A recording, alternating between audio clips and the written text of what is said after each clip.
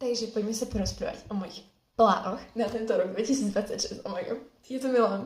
Ja to milujem. Ja som narodená 2026. Úplne, akože budeme 20 rokov, hej, trápne. Ale, takže začnem chodiť do fitka. Ja som chodívala do fitka. Chodila som asi rok v kuse do fitka. Možno tak 3/4 roka, 9 mesiacov, neviem, nejak takto. Ale som s tým prestala, pretože som si dotentila kríže, pretože som šla príliš veľa opakovaní s veľkými váhami. No proste som to osrala. Ale už ma nebolia zázračne asi po roku. Dosť. Takže konečne začnem chodiť do fitka. Dneska idem prvýkrát do fitka, ja sa bojím. Teda akože idem prvýkrát, ale po dlhom roku. Dobre, mať vlasy pod zadok, hej?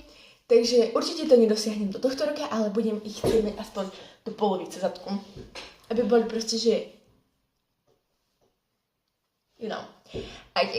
a byť šťastná, pretože nestresovať sa, proste byť pokojná, byť proste taká šťastná, hej, chápeme sa, to každý chce, dobre?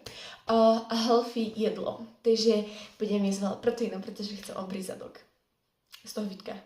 Rozumieme sa, každá žena chce mať obrý zadok z fitka.